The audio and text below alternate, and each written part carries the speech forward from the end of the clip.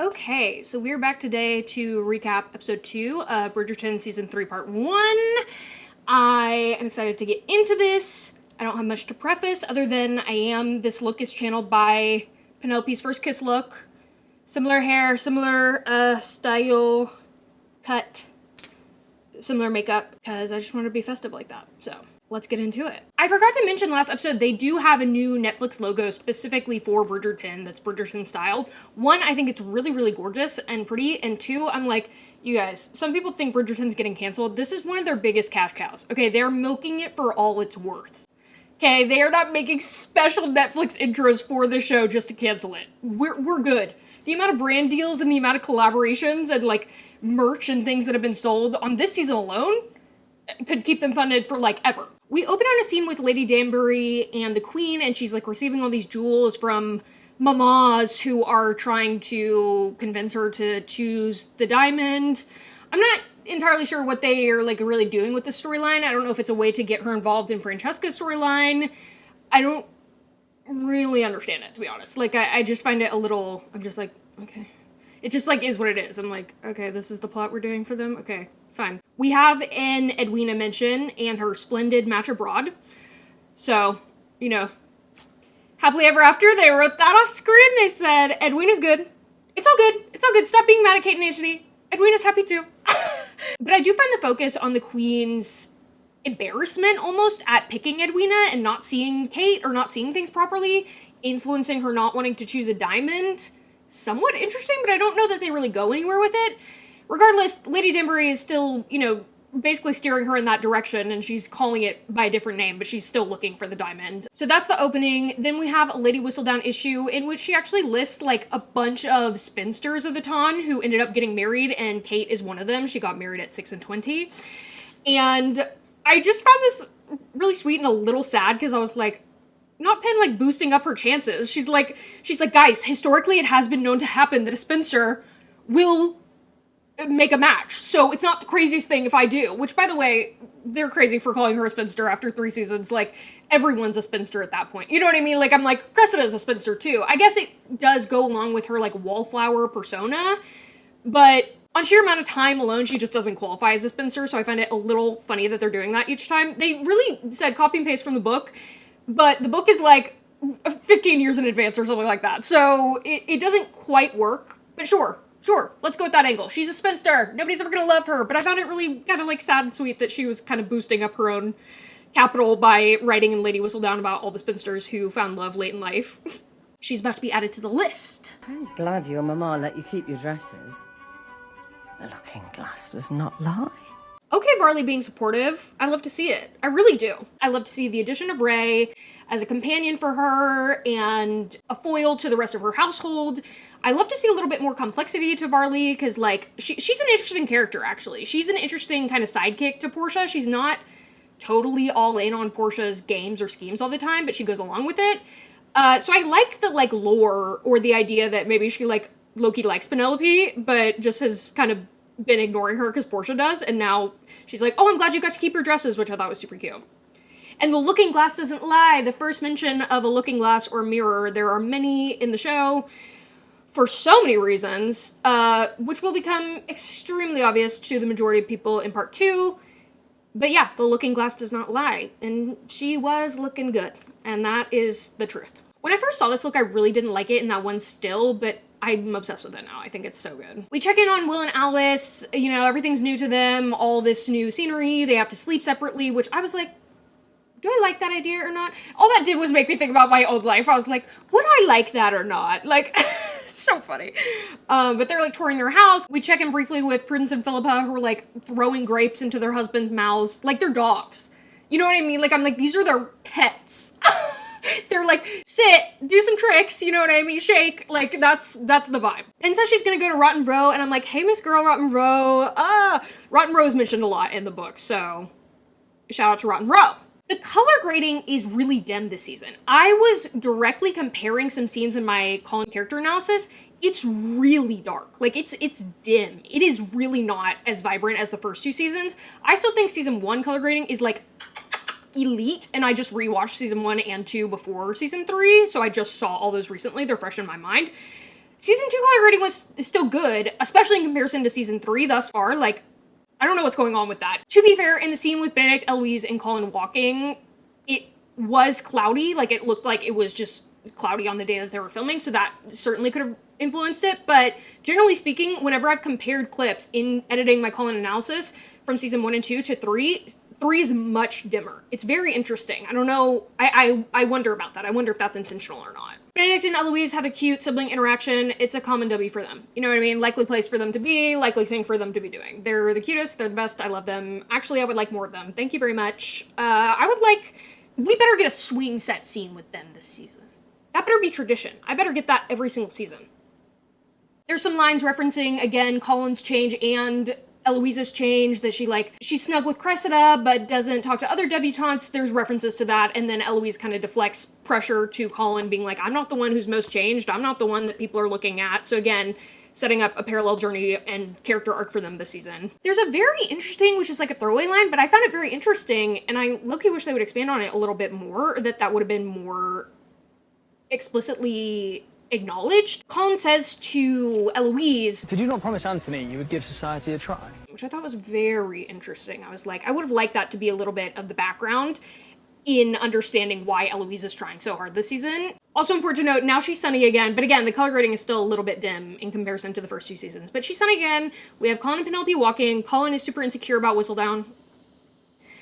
Zoinksies. Like, I just have to cringe, you know what I mean? It's delicious. I'm loving it. I'm living La Vida Loca, like, a dead ass, but like, ooh, it's just like, you know, I shiver out of dread and pure exhilaration, you know what I mean? We love to see it. We love to see it. The whole setup is just so good. Pen's look when he's like, we'll dance on the day of her demise. But again, Colin's insecurity is very interesting, especially doing his character analysis. But I just have a feeling they're not even going to address all the complexities here in part 2. But alas, I'm not the showrunner yet. Colin saying she must engage in real life is very interesting. It's definitely a nod to, like, Penelope's characteristics. It definitely references book Penelope.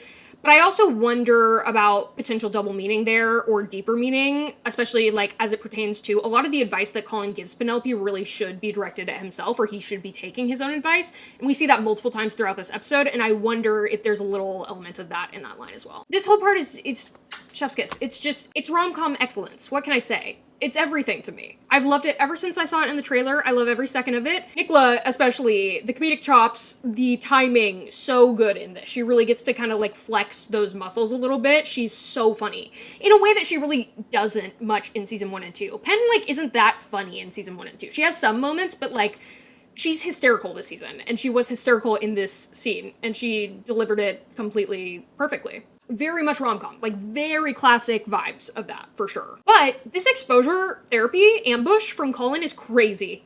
And I, for one, am shocked. Because what do you mean? No, let's go flirt with those guys right now. What? No warning? No prep whatsoever?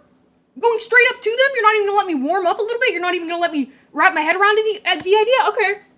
With her anxious, introverted ass? Okay. Sure, that's gonna go well, Colin. Colin's facial expressions in reaction to Penelope in the scene are very interesting, and I might do a whole analysis of this. It'll definitely be included in my season 3 Colin analysis, but I just love his expressions in this. They're really good. This is a really good bit of subtle acting from Luke Newton. Like, he has a tendency to just basically like smile at her, like he has hard eyes for her, but not even like realizing it, and like he is acknowledging that she's being awkward and weird and that like the vibe is off, but he's like, but she's cute. Like, he can't like help but smile, which I think is, I just think those decisions that he made for the facial expressions that he was going to show in that scene were really smart. Really great button to the scene. She comes back and like goes like that and flops on her bed. I'm so sorry. I'm so sorry. Take me to jail. Literally lock me up, because I'm looking respectfully. Respectfully, queen, miss, ma'am. I'm looking. I'm looking respectfully. I think I even had, when in my live reaction the first time watching it, I think I did have a physical, facial, visual reaction to when she's like laying down on the bed and just looks magnificent.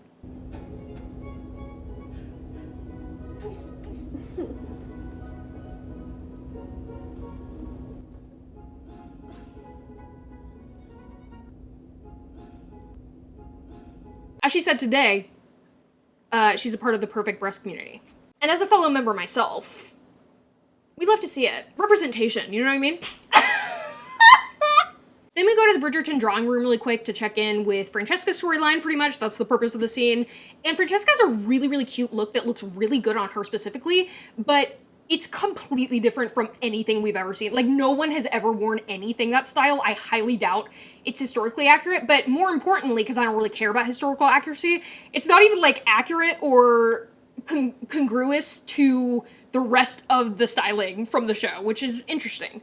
But she looks so cute. She looks like such a little pretty princess. Like, I'm just like, how can I be mad at it when she looks that good? It could be anyone. Anyone? Love Hyacinth getting a chance to put her hat in the ring. You know what I mean? Like, this just gets me excited for her seasons. There have been little, like, tiny sprinkles of things for Hyacinth and Gregory, which, again, just makes me even more excited for their seasons and really hopeful that we'll get to them. But, like, the Hyacinth interacting with Lady Danbury that way, and then, like, inserting herself and, like, having an interest in being a diamond or, like, becoming a debutante is very interesting to me. And I, for one, would like to see it. Then we go to the Featherington drawing room. Philippa, why do you look so good? What business do you have looking that good? The competition for the air race is hilarious. This scene, a comedic genius. Like, all three of them, again, Harriet Kane's, Bessie Carter, and Polly Walker, play this so perfectly. The timing and the rhythm is really, really good. The delivery of certain lines, it gets even better later in the episode, but, like, it's so fun. It's so fun, it's so entertaining, it's so funny. But, like, when I first heard Philippa say, Albion and I are very passionate, I was like, Perry? I was like, Albion? It's like, Mr. Finch. Okay, little weird cheese couple. I wasn't familiar with your game, but I respect it. Which is funny considering what we learned later in the episode. And then Prudence's reaction, which I'm also like, again, these men are obsessed with these women because what do you mean they've only had sex once on their wedding night? How long have they been married at this point? That's what I would like to know. But also I'm like, in what universe? In what universe has he just, like, accepted that? But actually, no, this is an alternate universe. We should have men that will accept that. Absolutely. That's my ideal universe, actually. Next, we get to the infamous first brothel scene, and I've made my thoughts about this clear. I have included certain reactions, but I will include my live reactions here again, because they are too funny. Like, I could not believe what I was seeing.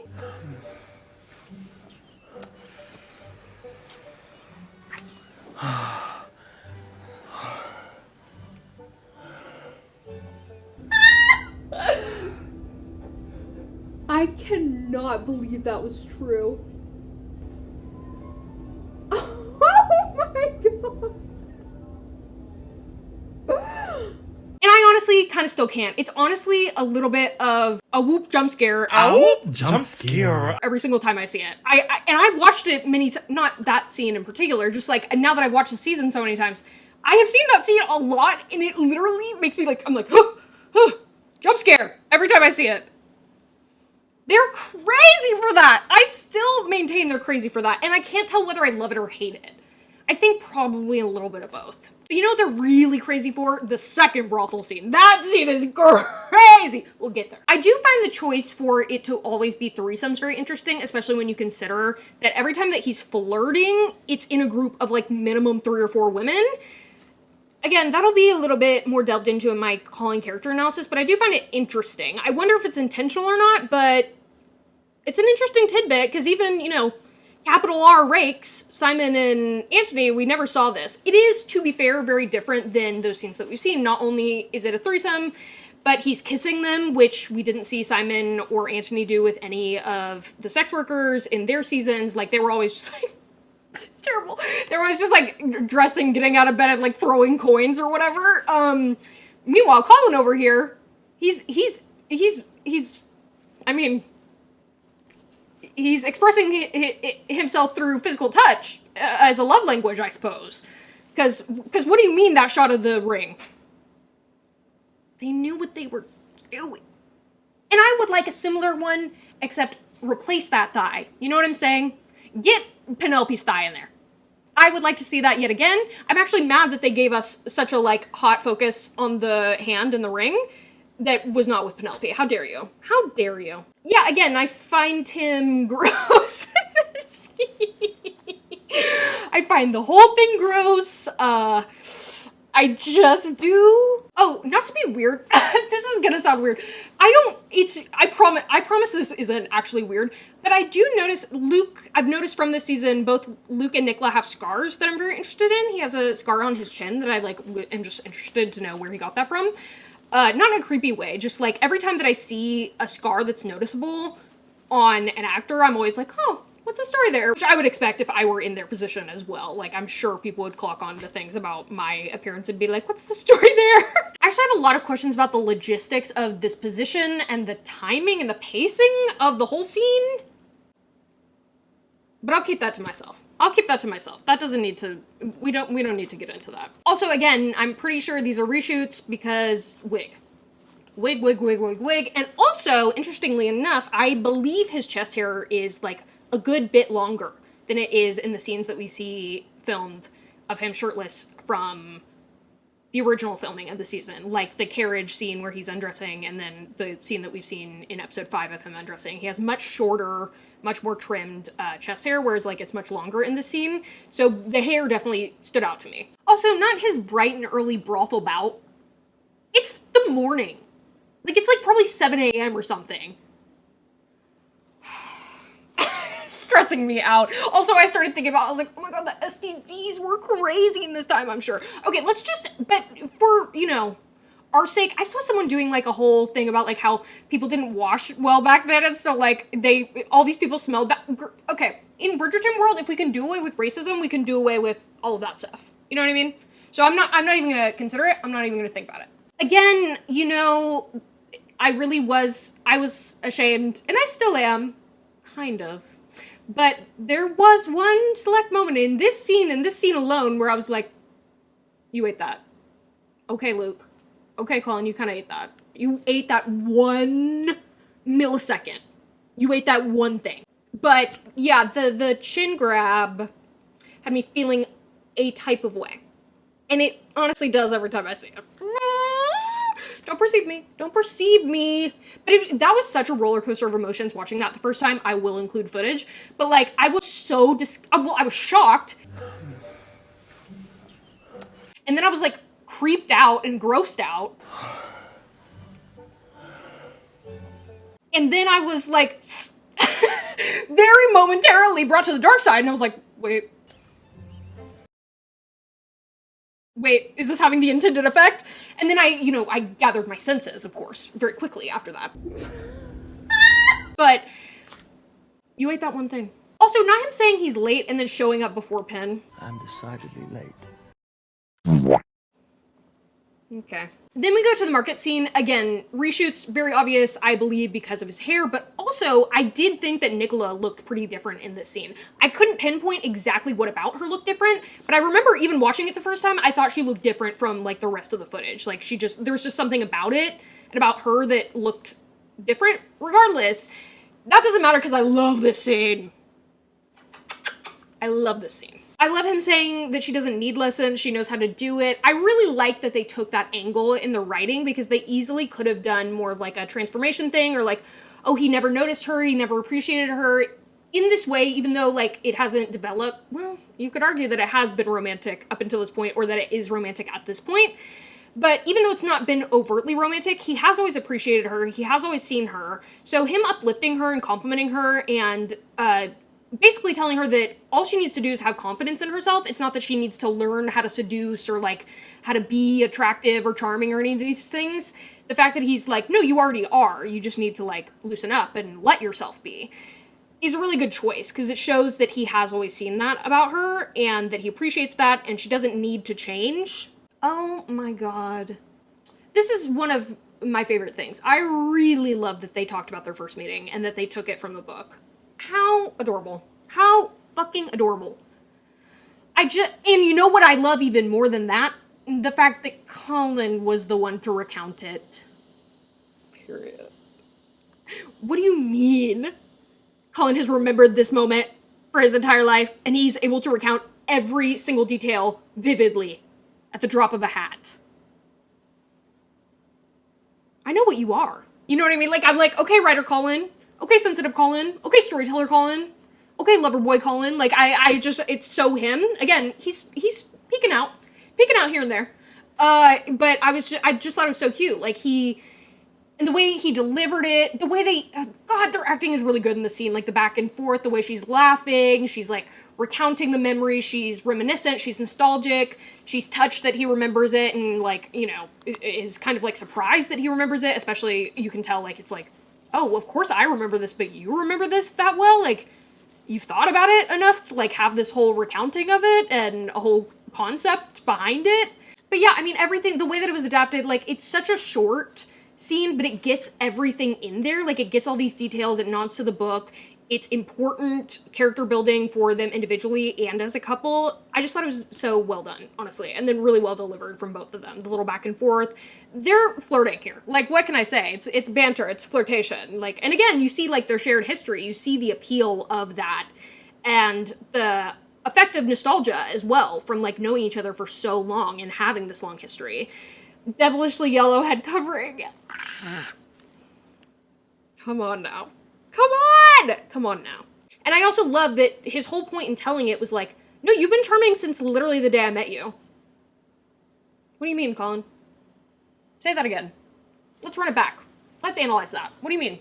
But yeah, I just love that it's showing his view of her and the way that he perceives her. Because it's important for the audience to know that, and it's just very sweet. They get into, like, kind of a deep conversation here, talking about it's impossible to be in society without caring what others think. Society is entirely comprised of the judgment of others. He talks about what he learned on his travels, and, like, that he was freed of the expectations of being the Colin Bridgerton that Tom, you know, knew, so he could become himself. I'm like, are you sure about that?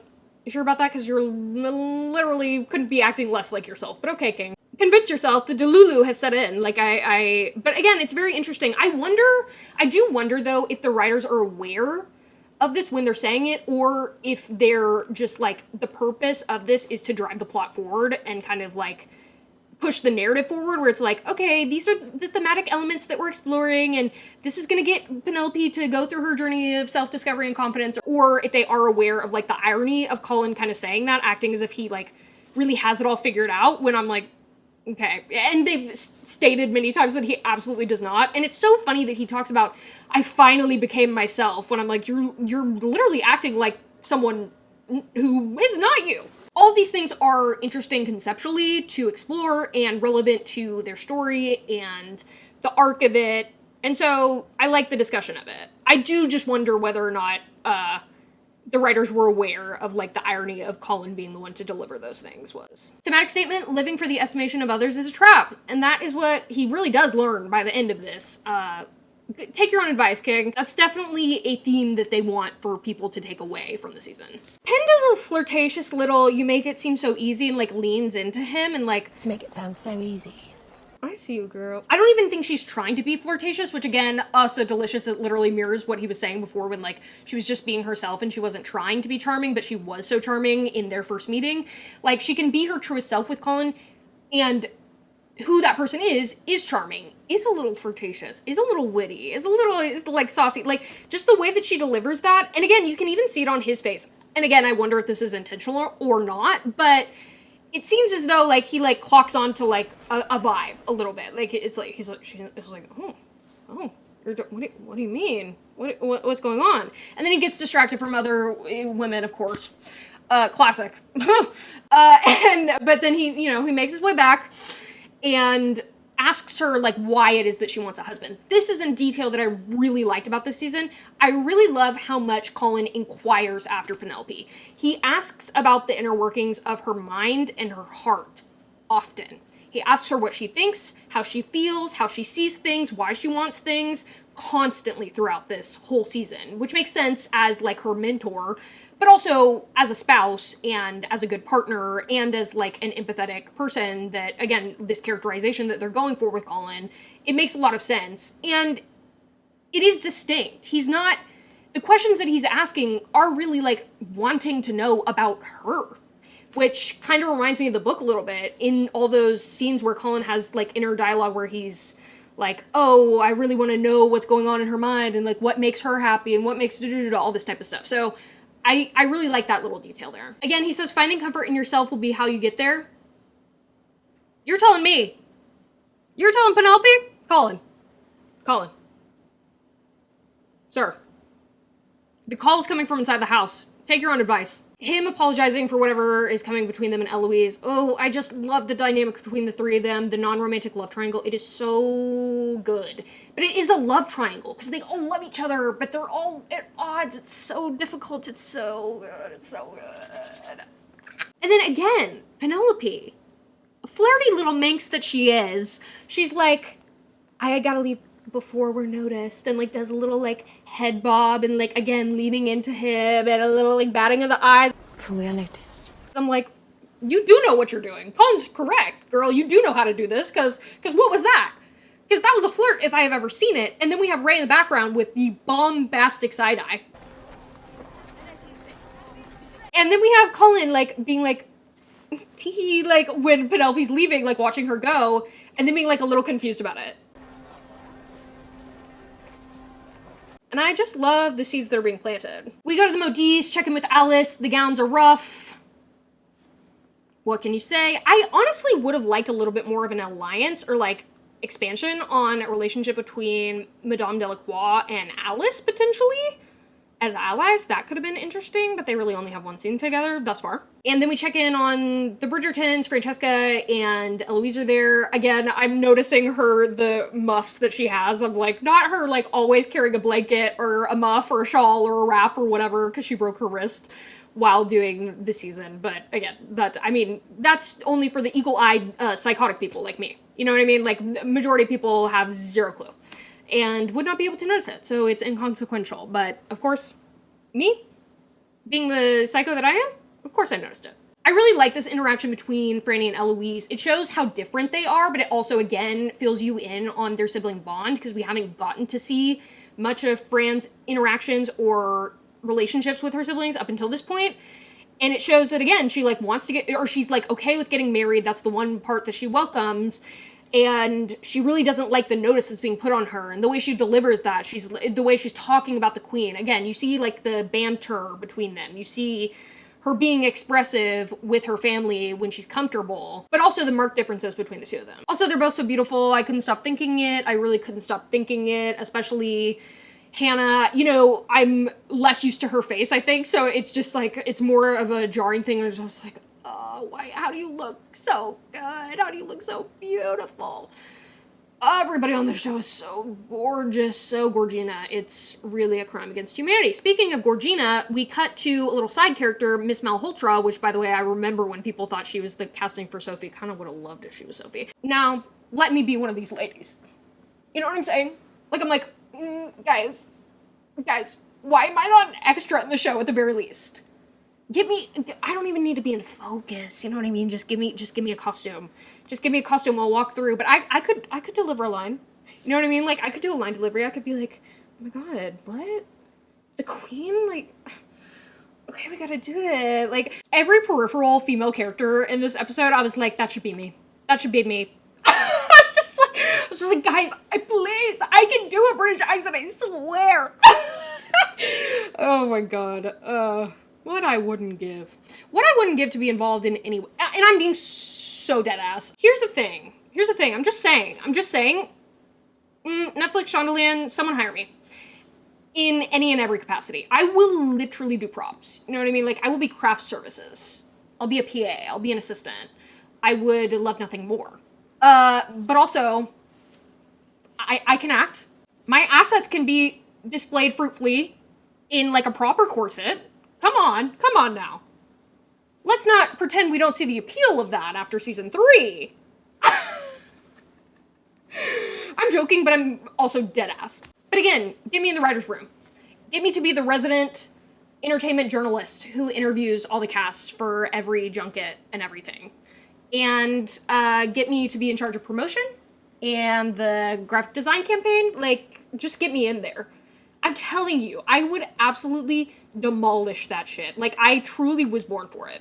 We get a little cute Bridgerton family bonding time. These are the scenes I live for. I love every one of these scenes every single season. They really make up the body of the work. Like, it just really fills it all out and makes it really rich and, like, fulfilling and gratifying to see these relationships and these siblings, and it just warms your heart. We love to see Gregory and Hyacinth having lines. Love to see it. Also love to see Colin being, you know, a brother. Like, it's just undeniably just, like, I think chemically hot and sexy when a man is, like, good with children.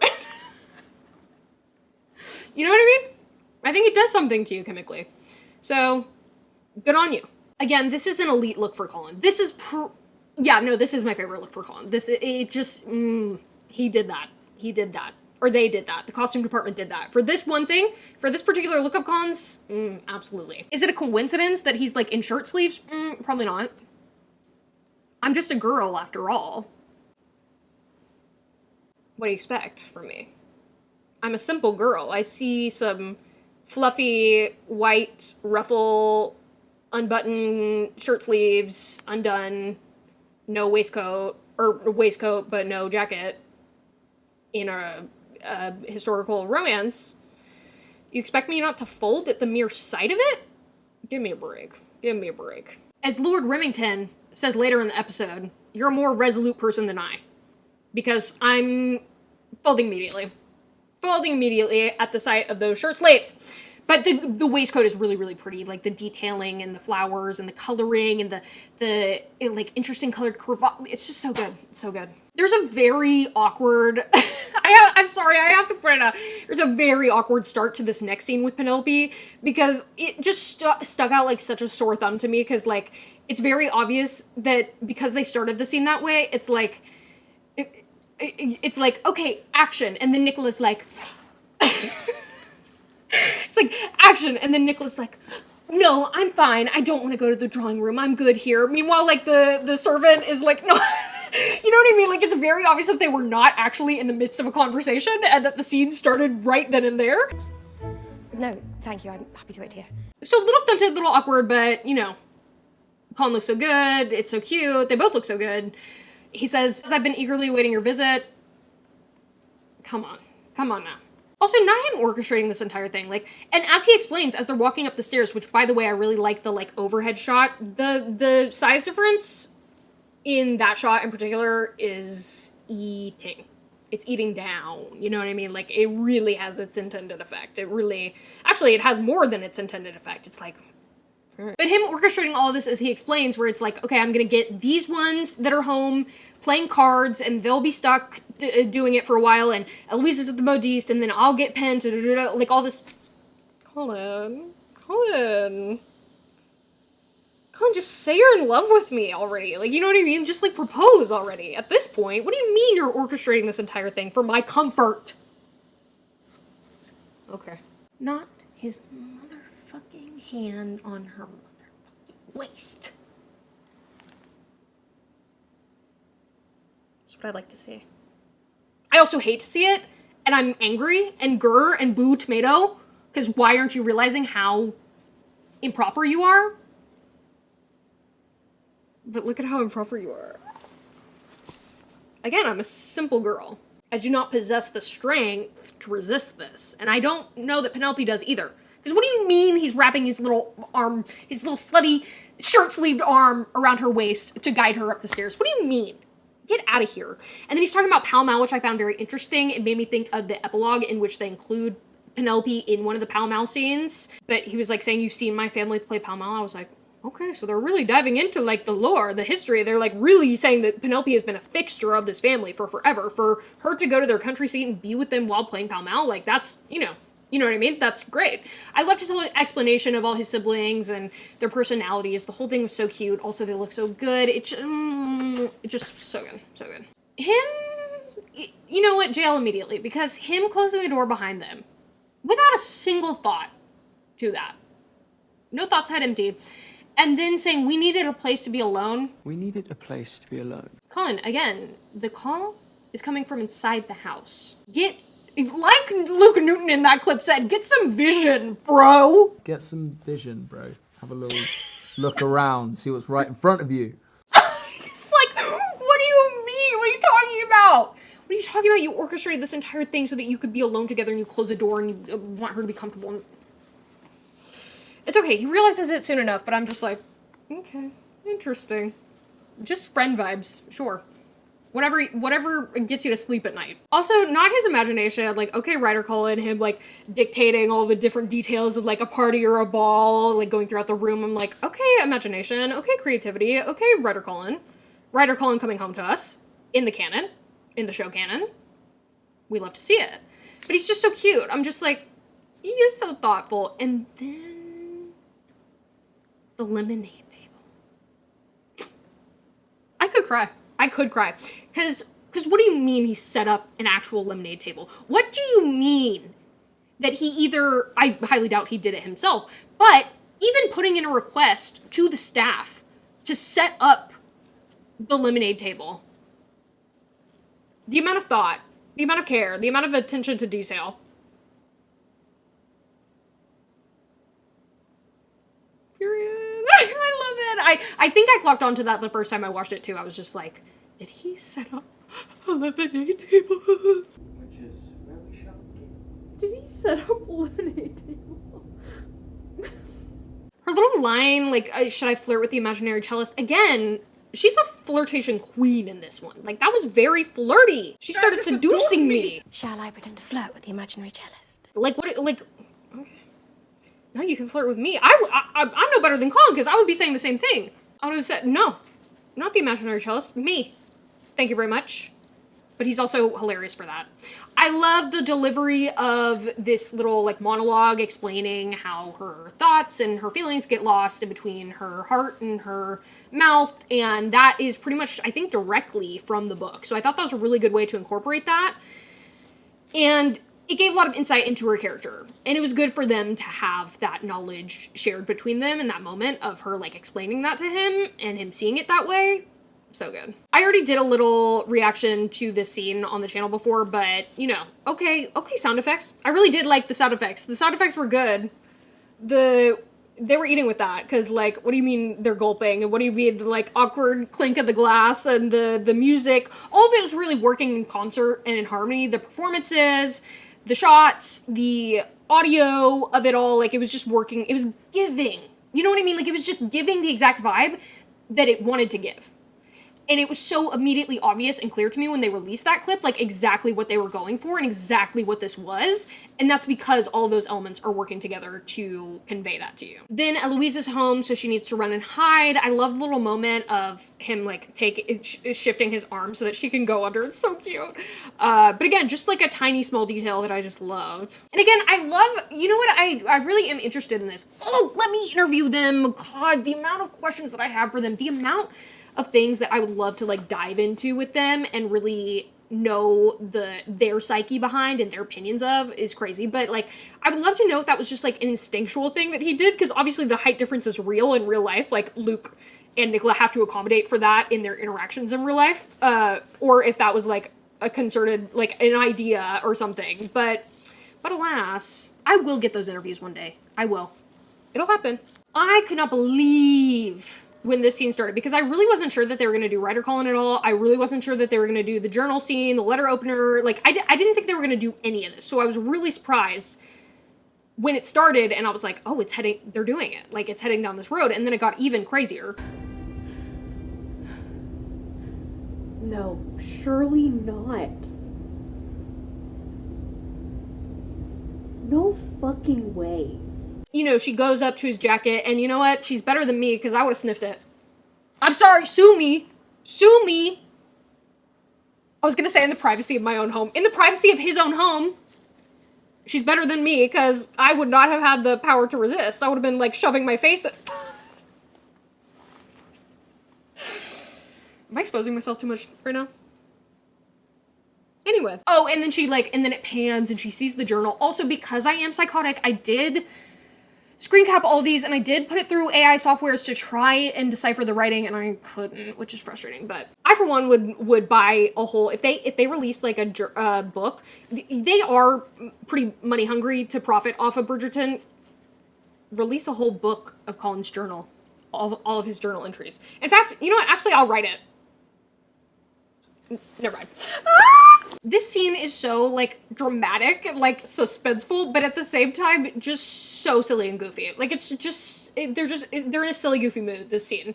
And the score really delivers that as well. Like, I noticed the score this time watching it, I was like, okay, they're doing whimsical, you know what I mean? Very, like, comedy, played for comedy. Hijinks, antics. And I liked that she, like, you know, shied away from it and then went back. And they didn't have to describe that with any dialogue. I think that was a clever way to kind of physically embody and portray her inner monologue. Because in the book, again, you hear Pen's thoughts where she's like, no, I shouldn't read that. And like, oh, but maybe if I just turn this back, like, you get the whole process of her thinking, whereas here, obviously, she's not going to be talking aloud. So I thought that was a really smart way to, like, physically convey that. And then she goes back to it. It picks it up. Would I be any better? I think I would be more discreet, because that's crazy. Picking it up? What do you mean picking it up? Putting it right in front of her face? What do you mean? Oh my god, that's so crazy. Also, the switch from her reading it to his voiceover, genius. The charming cafes along the Seine at times, when the city is still alone at night. In those moments alone, as my fingers trace freckles from cheek to collarbone. The idea to make it his voiceover in the first place, chef's kiss. I actually think they could have utilized this as a storytelling device a lot more this season, but alas, but I'm grateful for when they did, because this was so good and I was gagged when it happened. I will include my reactions. I can now declare with great certainty that Paris has some of the most beautiful women in the world. In those moments alone, as my fingers trace freckles from cheek to collarbone, or as I watch the way starlight dances across skin, I marvel at how one can feel such intimacy, but also such great distance. The line, how can one feel such intimacy and also such distance? Very crucial, very important line. We'd love to see it. Again, like, doing my Colin character analysis right now, like, I have been thinking about this line a lot, but it epitomizes his whole journey and issue this season. Like, that's the crux of it, where he is in this conflict that he's having right now. It can be boiled down from that line, so we love to see it. We get a little angry Colin, but not for too long and not too intensely. The choreography was a little goofy, and like the quick cuts were a little goofy, like at him actually like breaking the thing and her like gasping, like, but it could have been done, it could have been a little smoother, but I still live. Situationally, I live for that to happen, you know what I mean? And then we get her playing nurse, and I will always eat up a playing nurse. One of the reasons why I offer for a gentleman has me in a chokehold. I love a good playing nurse moment, you know what I mean? So we see that happen, and then we see him like kind of soften, and then we see her compliment him, and again, Luke Newton, so subtle, but so good. His eyes and like the shift in his facial expression when she says that, and she's like lavishing praise on him. Your writing is very good. I mean, this man has such a praise kink, it's not even funny. It's not even funny! And again, Luke Newton, the man that you are, for understanding that and then conveying it.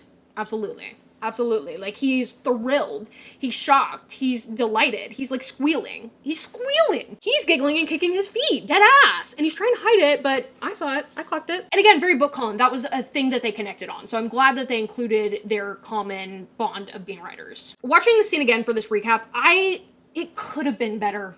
They could have done a lot more to make it better. They could have done a lot more to make it more clear what was happening, that there was a moment, that there was a connection, that they could have held longer on certain shots. The music could have been better. It could have been a little bit more epic and romantic to kind of convey the shift that's taking place and this dynamic between them, and to kind of like, you know, explore all that. He's angry at her, but then he's flattered by her compliment, and she, you know, got to see into his mind, and she also is a writer. Like, there's just a lot of, like, emotional elements that are underlying in this scene that I think they could have done a better job visually and auditorily representing. Like, it was kind of anticlimactic. Like, I expected them to really milk this scene and, like, make the most out of it, because this setting is such the perfect playground for that type of, like, exploration into that, and it's so quintessential to, like, the genre. Like, this is just so romance novel. I just think it could have been better. Like, it could have been a big fat gag, and it was kind of just like anticlimactic. It just ended up being like, oh, okay. Okay, it was like over very quickly. I just really think, maybe I need to rewrite this scene and then give. But does anybody know what I mean? Like, I just think it could have been more of a serve. It could have been a little bit more of a slay. Also, I know from the audio description, it says that Colin is the one that folds his, Penelope's fingers into his. If that is true, it's not clear at all in the scene. That would have helped the scene so fucking much if they would have made that more obvious visually. Like, the placement, the choreography of the hands, the shots that they used, the way that they were framed in the shot. If it had been very clear that, like, Penelope was just trying to, like, heal him, and that's what her touch was, and then all of a sudden, Colin, like, wants to hold her hand. If that was really clear, like, that would have been so much better. And, like, yes, I get what they're going for, but I assumed that, like, it was Penelope who was folding his hand in. So if it really was Colin doing that, I think that's a really important detail that should have been emphasized and could have been expanded on. Like, that could have been a gag. You know what I mean? That could have really showed, like, Colin starting, okay, he's the one folding in the fingers now, you know what I mean? There's a lot that they could have done. And they can do so much with hand stuff, which they're so good at, and they have done in the first 2 seasons, so I just think it could have been executed a little bit better. Then we go into the Eloise and Colin scene in the carriage, which I really loved. He immediately clocks into her emotions. Again, his character analysis that I'm doing right now, he's extremely attuned to everybody else's emotions, but even particularly women in his life. He has countless times throughout the series where he really clocks into something that's going on with those closest to him, and he verbalizes it, and he asks Eloise what's wrong, and she explains. I think this whole scene is just so sweet and a little heartbreaking. It's such a difficult position because you get where both of them are coming from, and, like, it's really sweet that he actually didn't want to hurt Eloise, you know what I mean? Like, you could tell he, like, felt bad about it, and, like, was, like, you know, trying to respect her, not wanting her to be at the house, but he's confused and he doesn't understand what happened, and Eloise won't tell him, and also she still has this, like, great affection for Penelope, and she's still inquiring after her and wanting to know about her, and all these conflicting emotions and objectives are really, like, coming head to head in this, and I just thought it was, like, a delicious scene. Like, I just loved it. It was a really sweet, like, sibling moment between the two of them. It showed their love and care for each other, as well as both of their care for Penelope. Also, hero complex Colin, welcome home, because, you know, he's like, who should help her? She doesn't have any male relatives. That's one of the reasons, but I'm like, okay, keep telling yourself that, bud.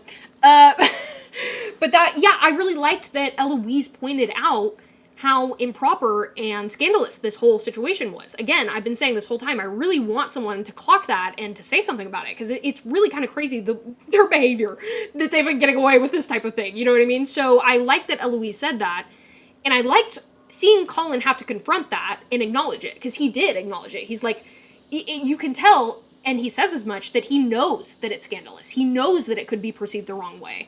And that's why they're not telling anybody. So it's very interesting to get insight into, like, how aware is Colin of how improper his behavior and his connection with Penelope is, generally speaking. I liked that Violet was encouraging friendship more than courtship. That was very interesting, and I think it's probably a smart mom move, just generally speaking, since, like, Eloise, it's probably, like, dangerous waters to be getting involved only with Cressida.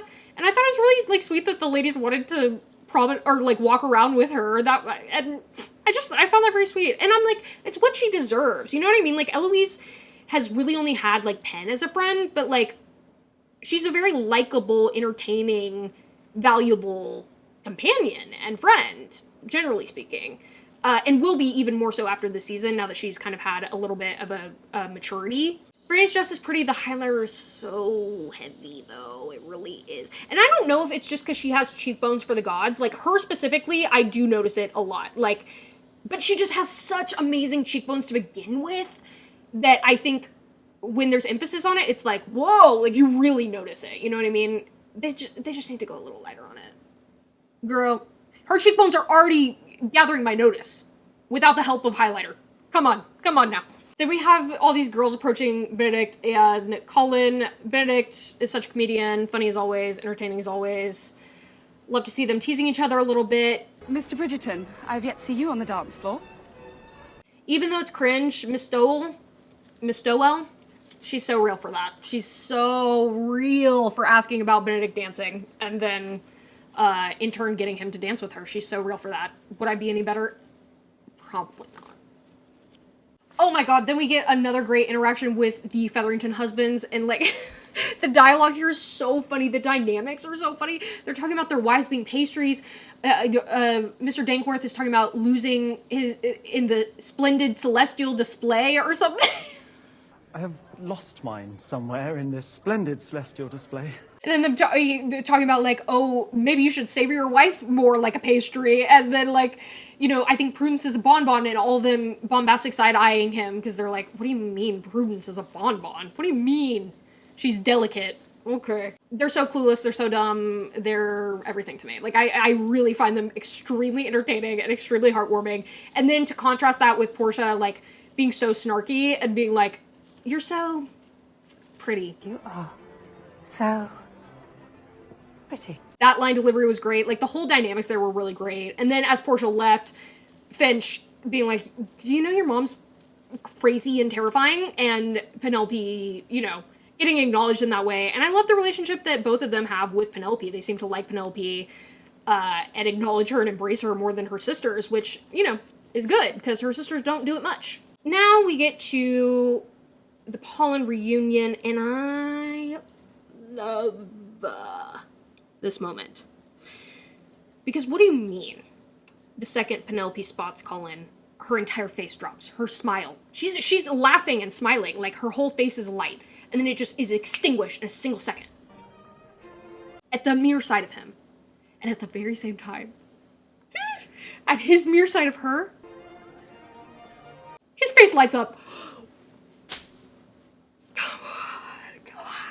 I love it. I think it's so sweet. I think his little smile is so sweet here. I really do. I think it's so cute that she's like nervous about the whole thing because of the way that they left things. And he like hasn't even, he like, you can tell like he doesn't even, it doesn't even register to him. He's just so happy to see her. He like can't help but smile. Meanwhile, she's insecure about the entire thing. It's just so cute. And then they have a little cute interaction, and then they're like flirting and bantering back and forth. And then again, she compliments him. Again, his expression is very good here in reaction to receiving that praise. I'm sorry again for reading your writing, but you truly write so well. You make it seem effortless, which is so difficult to do. I'd very much like to read more one day.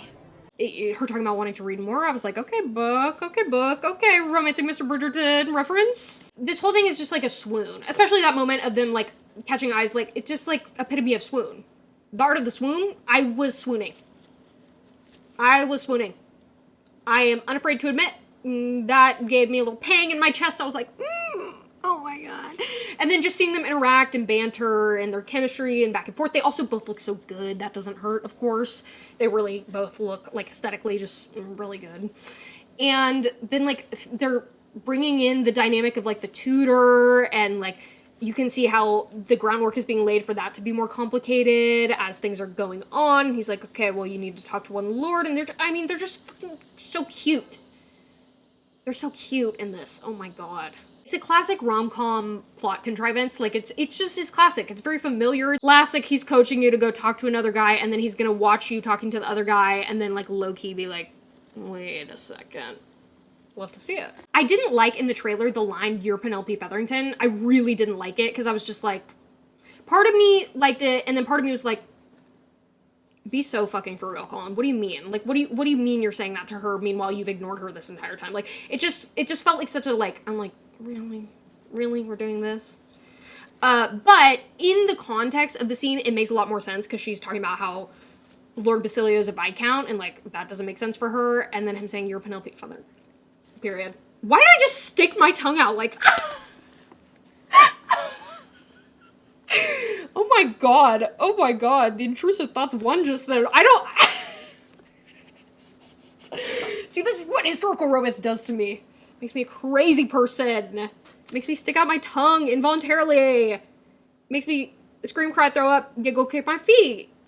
What can I say? I also love the distinction that happens, because once she's like, there's no time for that, and she like fixes her hair, he's smiling, and he goes to look for Lord Basilio's reaction.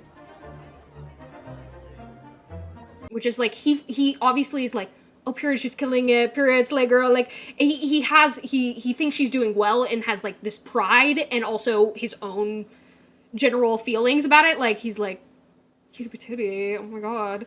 And then he's like, you know, making sure that he's feeling the same way. But then, just moments later, when she goes to reach for him, his face drops, and it's jealousy. And it changes to jealousy, and I just love that. Quite well.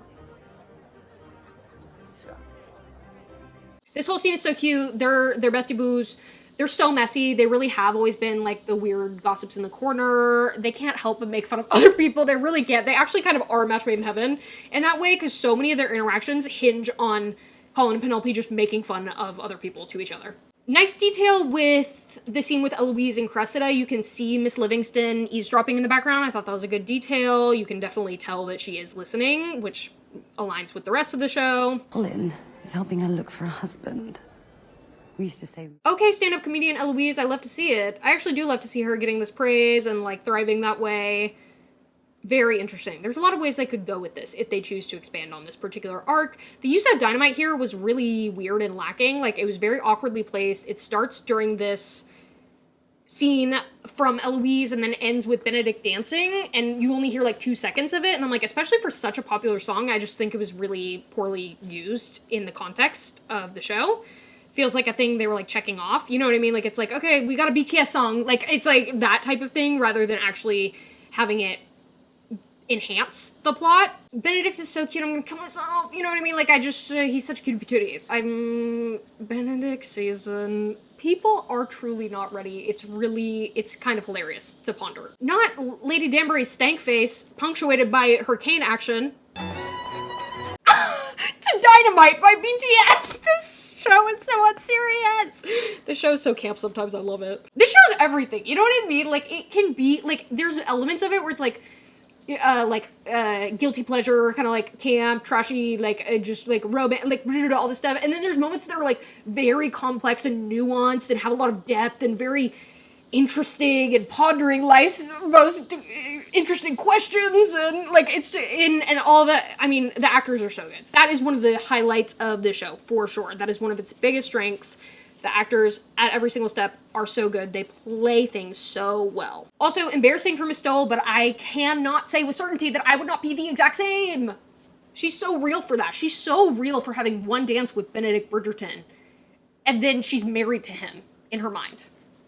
I haven't encountered the man, and I'm married to him in my mind. There's a little scene with Will, Alice, and Ben. I like the use of Alice and Will, like, in this scene because they're threading it into the main plot more and with some of the more main characters like Benedict. I wish they did more of this with Will and Alice. I wish they had them be, like, relevant to the main plot rather than, like, totally separate side plot. Like, I would have liked, especially because they set up an alliance between Will and Colin at the end of season 2, I would have liked some more direct interaction in the main plots that are going on. So this was good, but I liked his whole little, you know, speech about the marriage mart churning and, you know, once you find your match, you get to be whoever you are. And again, I think this might be foreshadowing and setting up kind of like Benedict's love match in his season and him being able to be free of the rules of society. You know what I mean? Fran then talks to some suitors. I love to see her getting, like, lit up, talking about her hyperfixation, only for it to be extinguished by a man, of course. These men who talk to her, they're so unworthy, it's not even funny. Like, and for so many reasons, but I just hate all the men that are talking to her, which is intentional because then it's like, oh my god, John is such a king. I could listen to it forever. That is quite expressive music. I once heard a rumor the trios was written to convey his feelings for Mademoiselle Ludwig's. But he, like, turns it into some weird, like, I'm like, you fucking freak, pervert. What do you mean? Shut up. Let the woman talk about her passion of music without turning it into something sexual and perverted.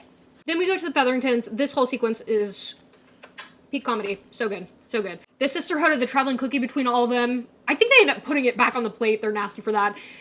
Philippa loudly declaring, like, we lay together before we arrive. Like, so good. The competition between the two of them. Oh my god. Of course, this next scene is iconic. It is iconic. It will go down in history. The line delivery from all of them, pitch perfect. Pitch perfect. Pitch perfect. So good. The hand gesture that Polly Walker does when she's talking about insertion. And then the way that Harriet, Philippa delivers the line of like, Inserts himself. Inserts himself where? I love the way she delivers that. It really is like, it could have been delivered in so many ways that were so much less entertaining and so much less funny and so much less endearing, and just like, it was such a perfect combination of all of that. And then again, Prudence being like, wait, he keeps his breeches on? Like, oh, also, I can't, we kiss, and then he makes a weird sound, and then he goes to When he inserts himself. Inserts himself? Inserts himself where? What on earth do you and Mr. Finch do? Like, we kiss, and then he makes an odd sound, and then he goes to change his breeches. His breeches remain on. They are so hilarious for this scene. This scene was genuinely so fucking funny. Oh my god. So good. This is what I mean about the Featheringtons being utilized properly. They're adding to it. They're not taking up too much time, but they're adding a cute little button on it. They're giving value. They're not, you know what I mean? Like, it's just so, they're just being utilized so perfectly. Then we get to the scene with Lord Remington, and they played Jealous in the background for literally 0.2 seconds. Again, I just find it so odd. Like, they did not, you can barely hear it, one. And if the whole point of the scene was to emphasize Colin's jealousy, then, like, they did not make good use of it at all. And to be honest, like, this season, the one thing, like, the violin covers, it just doesn't feel like they're utilizing them properly, like they did in season 1 and 2. But we meet King Remington. I stand Lord Remington, first and foremost. As I mentioned last episode, you know, he's in a wheelchair, which I thought was very interesting. Like, I was like, a Regency wheelchair? Like, I was like, oh, interesting. He's a messy queen. You know what I mean? Like, I live for him. You see Colin in the back. He's not able to keep his eyes off of her. He's literally standing there like Slender Man, like in the background. You can see, like, that could be edited as a horror movie. Majesty is yet to choose a diamond, and it is caused some... He's just watching them. And again, if they wanted to, like, make a point that he's getting jealous watching her with other people, I just don't think that they did it that well. Or that obviously. He's talking about how much he loves Lady Whistledown. They're messy together. She lights up. Honestly would love them together if it wasn't for Colin. But of course, then there's Colin in the background. He has the mom I threw up pose, you know? He's like, I'm like, girl, get a grip. He references also a little incident of housekeeper stealing, which I thought was very interesting because they referenced that in the book, and I was wondering if that was a little nod, wink, wink to the book to Offer from a Gentleman, in particular, if you know, you know. So that was interesting. Him coming over and saying, you know, like, that's excellent, he's being happy for her, and then saying, do you like him? Lord Remington has asked to call on me tomorrow. That is excellent. Do you like him? Yet again, Colin asking the important questions. He wants to know how she feels and what she thinks and how she sees the world and if she's going to be happy. Like, he's invested in that. And he's invested in her opinion. He's invested in her input. He's invested in what she has to say. And I just love that. You know what I mean? Like, I just love him asking that in the first place, but also, you know, it does show a little, it's like, what is it to you, sir? Mr. Tudor? What investment do you have in this? And then it gets even more explicit when he's like, I'm certain he had a good time as well. And like looks away, or he like takes a sip or like looks away and looks sad or something like that. I'm certain he did as well. But again, these are very, very subtle, and I think the majority of people probably miss those moments. Like, I think the majority of people probably totally did not even realize that there were elements of jealous Colin being set up prior to Lord Debling, which is unfortunate, because again, I think they just could have milked the scene more. Like, they could have made it a little bit more obvious and a little bit more, like, conflicting and delicious, and they could have held longer on certain shots and certain expressions, and him being genuinely happy for her, but also then, like, his jealousy creeping in and getting in the way of that, like, the conflict and emotion there. Then we get everybody's gossiping. I liked the camera angle that they took, the skewed camera angle, zoom in on Penelope. That was good. Visual representation of the world falling down around her as everybody is talking about her secret's out. I also loved, this is such a small moment, but like, the fact that Colin just straight up saw that everybody was talking and then just straight up went to them and said, what are you whispering about? Pardon me, what are you whispering about? There's something so sexy about that. I was like, do you mean? What do you mean confronting things straight on? What do you mean having the, like, you know, wherewithal to do that? What do you mean respecting me and you enough to not allow people to just talk shit about you? Like, there was just something really hot about it. I don't know. And then he does a whole, like, 360 turn. He almost breaks his fucking neck once Penelope leaves, and he goes straight after her, and yet again, he doesn't give a fuck. That man literally is in the middle of a conversation with all these women, saying all these nasty things, and making all these nasty implications about Penelope, and he fully does a 360 turnaround, runs after her, is bumping into people, pushing people over as he's trying to get to Penelope throughout, and he's yelling after her. He's saying, Pen, wait, in front of the entire party. You know what I mean? I'm just like, okay, so he's unafraid to, like, fight for you and, like, go after you. Absolutely. Like, it doesn't even register to him. He doesn't even care that literally everybody at this party is talking shit about the two of them right now as they speak. He interrupts that to go run after her and make a spectacle of himself in front of everybody. And I just love that. I also love that Eloise was running after her. Again, shows that she still cares. I would be lying if I said that Colin being angry in the scene was not somewhat attractive to me. I would be lying. But I think it also, it comes from such a, like, place of protection that it's, like, attractive. But it's yikes when he's like, you know, what could she have possibly done? Again, the love triangle. I fucking love it. It's so good. It's so good. It's so juicy. So many conflicting dynamics. She feels bad about telling Cressida, or she thinks Cressida's the one who explained it. They had that conversation earlier, setting this up in the carriage. Like, it's just so good. Then we have a moment with Fran and the Queen. Period, Fran. She killed that. She has her passions and her interests, and she likes to pursue them alone. She's just like me for real, for real. Me and Francesca. Like this. Yeah, the Queen says someone who performs not for me, but for themselves. I thought that was interesting. I'm wondering if maybe that's the route that they're going for. Like, she doesn't like all the performance for her. She wants someone that's more self-assured. She feels like it's fake. Like, again, I think they could do something interesting here, but they're just, like, not. They're, like, scratching the surface and kind of, like, skirting around things and maybe hinting to things, but it's just not really clear if there's, like, a purpose in the Queen holding off on naming a diamond until now, other than, like, just to kind of shake it up a little bit and then, like, get her involved in Francesca's story so that the conflict comes in when, yet again, there's another Bridgerton who is not taking the advice of the Queen in who they should be matched with. Alice and Will are cute. They have a cute moment. They're gonna sleep together. Love that for you guys. I liked the comment that they had about aristocracy and, like, you know, what did we do to deserve it? Like, everything that we have done, we've worked for, but this we haven't done anything to deserve. And he's like, yeah, like every other earl and lord and Viscount and everything out there. And that's a good little commentary on that structure socially. Her saying, away with old lady Kent clothes, so cute. And then he says, away with clothes. And I said, okay, well, I see you. Then there's a sex scene with Prudence and Dankworth, which is funny. Which is why, perhaps... Again, she's like slapping him away. So funny. And then... You thought I wouldn't notice, just slip that in there, no pun intended, but Philippa and Finch, y'all are freaks! Last night with their husbands. I'd love to see it. Good for you guys. Good for you guys. But that was funny and shocking too. I was like, what? Period, okay. Which is why, perhaps, both Featherington sisters snuck away early last night with their husbands.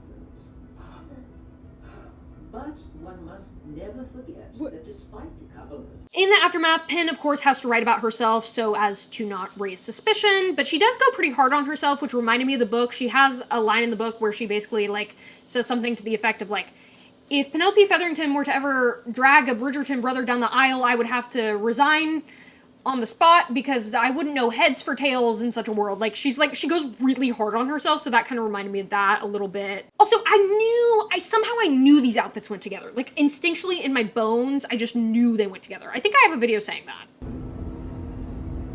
And while we knew... How did I know these went together? I was wrong about literally everything else in every circumstance about it, but I knew they went together. There was something about it. Then we have a good scene between Cressida and Eloise. I think Cressida comes across as extremely genuine and sincere in this scene. She's like very affronted, very hurt. You can tell she's telling the truth. She didn't tell. And I love, she says like 3 things to Eloise, which are really, she needs to hear, and she's correct. And I'm like, Eloise, you got me siding with Cressida. This is a mess. But she says like, perhaps if you were more decided about your former friendship, you wouldn't have felt the need to gossip. Kind of gagged you there. You were rather indiscreet when telling me about Penelope. Kind of gagged you there. And then she says, I appreciate you. She says something like, you know, I appreciate you talking about cruelty, but maybe you should find a looking glass. Kind of gagged you there a little bit too. You were rather indiscreet when you told me about Penelope. Perhaps if you were more decided about your former friendship, you would not have felt the need to gossip. Yeah. Kristen has a point. I do appreciate your concern about cruelty, but perhaps you should like to find a looking glass. Oh. Rather than looking at me. Damn. Shit. And Eloise needs this. She needs to be challenged. She needs to be self-reflective a little bit more. She needs to have that growth maturity. She needs to realize when she's being hypocritical or selfish or, you know, she needs to realize these kind of like character flaws about her that we've seen in the first 2 seasons that really haven't been addressed. So it's interesting to see her kind of like coming to terms with that and grappling with the fact like, oh, I did kind of do that, didn't I? Then we have a scene between Pen and Portia, which was a big fat yikes. It was painful. It does come across as like protectiveness, but it's really, it's harsh. It is harsh. Like, not that you honestly believed you would find a husband in your 3rd year out. Like, I thought you just got the dresses for fun. It was rough. It was rough. Is being unreasonable about what you can achieve. I had thought that when you bought those dresses, it was only for your amusement, not that you earnestly believed you might find a husband in your 3rd year out. But I do love Polly Walker in this scene because you can tell that she realizes it after she says it. 3rd year out?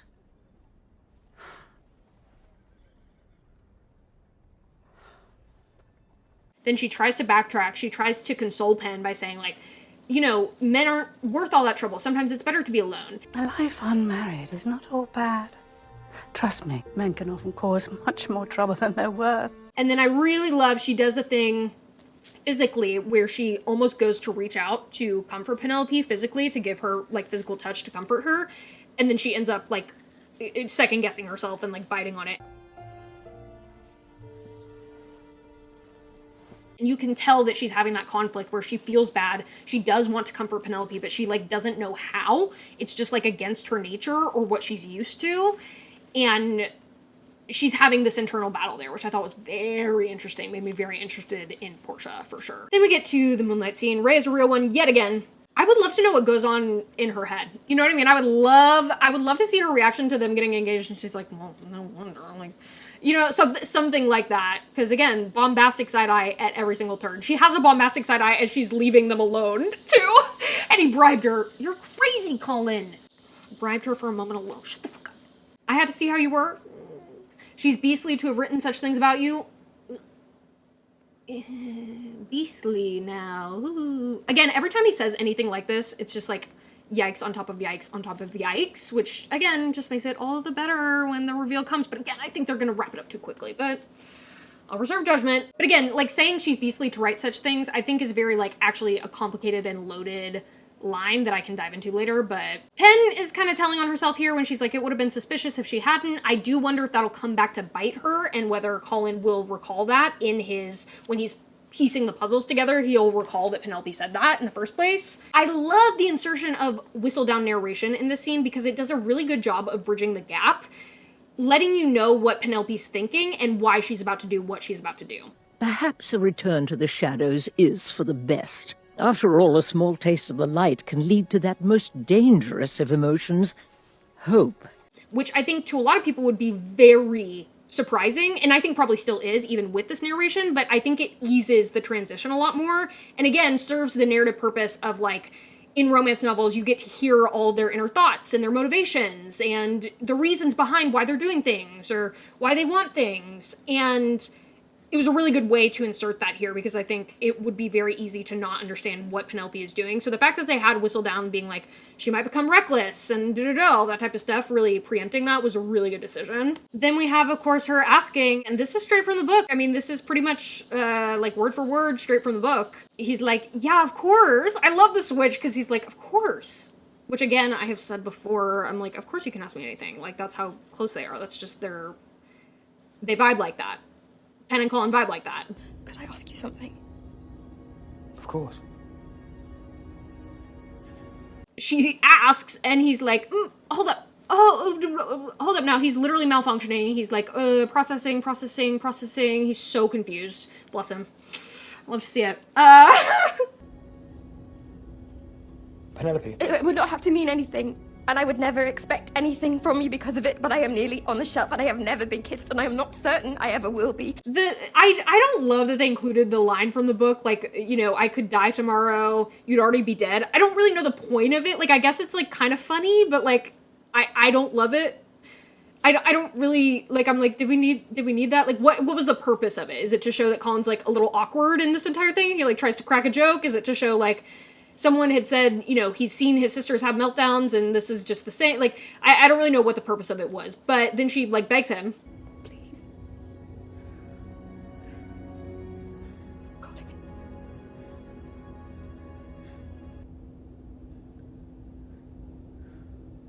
My breathing is quickening. And I love his little head tilt expression. It's literally the epitome of, no, don't do this to me. Like, he's like, girl, I can't resist this. My hero complex and my already established affection for you cannot resist when you're literally begging me to save you right now.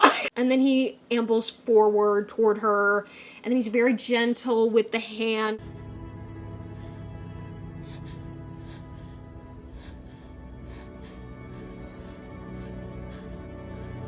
Which is a very sweet little detail. Again, I would love to interview them and talk about, like, very minute details of this. I would love to know what they talked about, and if they had discussed this, and if they did discuss it, then, like, was it just the choreography, or was it then them talking about, like, oh, well, Colin really cares for Pen, so he'd want to make her first kiss super gentle and sweet. Like, I would love to know things behind this. Again, give me that interview. Give me that, and give me a long time, too. Give me a good amount of time with them. Not 5 minutes. I can't be doing all my digging in 5 minutes. Come on. The music is great here. You know, they do a little peck.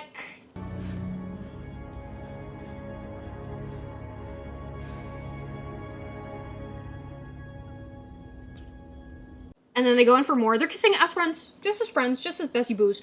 I've said it before, this is an aesthetically very beautiful kiss.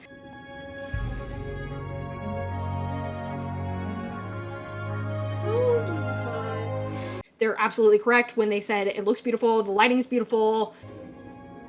Okay. Her makeup, it looks really good in the scene, and like the way that it's reflecting off the light.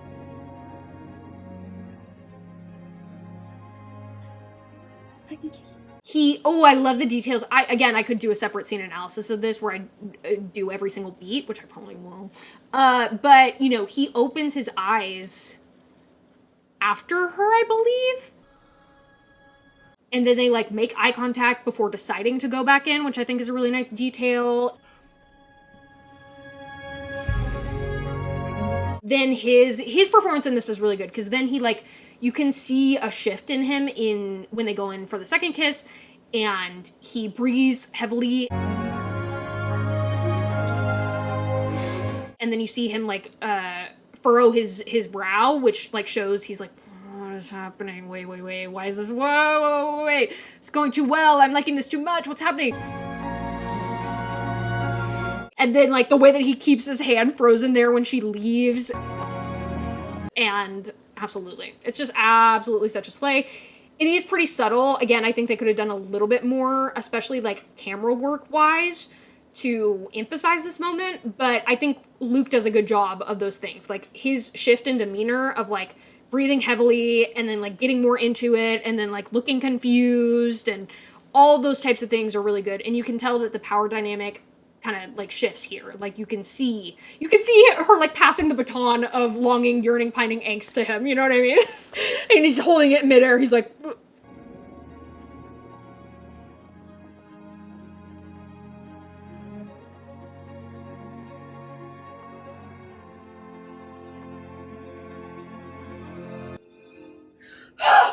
such a good ending. Such a good ending. Such a good ending. So that was my little recap of episode, my recap